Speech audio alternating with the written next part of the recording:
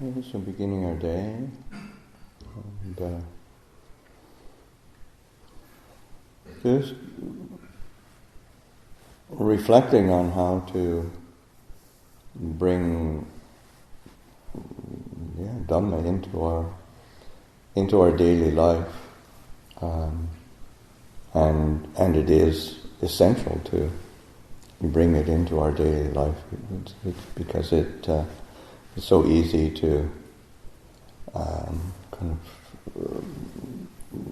bifurcate and separate things out, and think it's somehow separate in some way. But the whole practice of our keeping of precepts, of our developing of mindfulness and settling the mind and just investigating according to the nature of things.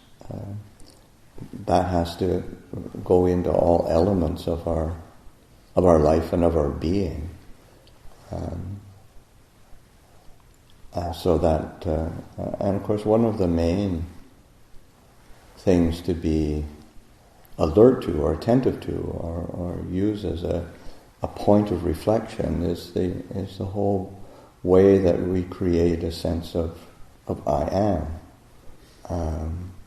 and that sense of self and that kind of I am position and we carry that around as identities that we have. And it's not that we say the goal of Buddhist practice is to have no identity and be nothing. I mean, that's an extreme view, but it's recognizing the uncertain, unstable, changing nature of the various elements of what we pick up and try to hang on to as identity, whether it's identity as it's on a very basic level of, say, male or female, or kind of gender identity, racial identity, kind of national identity. Those are all, they really are constructs. But then it gets into all of the aspects of, say, in the world of the kind of, say, some kind of social status in some way. So whether one has or one has a lack thereof, or education. I am somebody who has such and such an education, or even as monastics, you see it happening. Of say, I am a forest monk. I am a city monk. Those are all I am positions that are. It's just tiring and the basis of suffering, and ends up with endless kind of comparing and competing, and coming up either. I mean, as long as one is trying to take a position, and you're either coming up short, or you're not enough, or you're trying to prop up a position of being better than, or even trying to prop up a position of being, well, I'm equal, I'm just as good as, and that's all. It's this I am position, and particularly as practitioners, just taking what our experience is. There's pleasant feeling, unpleasant feeling, neutral feeling, and there's sight, sound, smell, taste, touch, mental formations. There is this life force of where we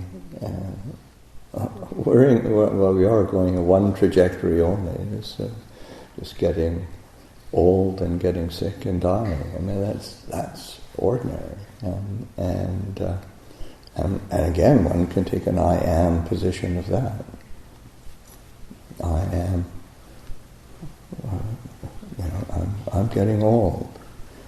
My hearing isn't as good. My eyes aren't as good. My vigor and vitality isn't as good. Oh, woe is me. It's just to say, it's an I am position, or one that is sort of, this is just the unfolding of natural elements, but within those unfolding of natural elements, we have the ability to know that. And that is awareness, mindfulness. I mean, there's many kind of words, and it doesn't quite. The words don't neatly fit into one individual definition.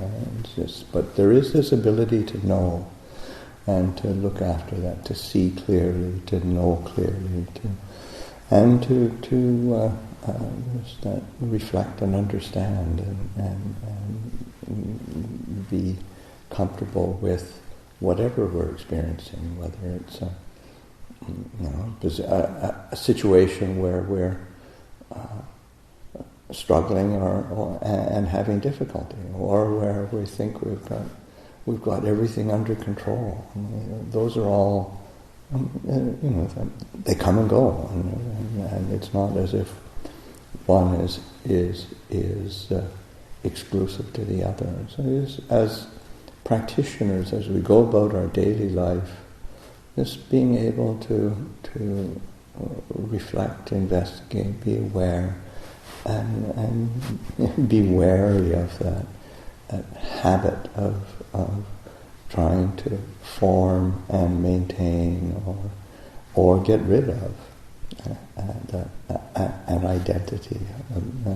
It's just these are natural elements.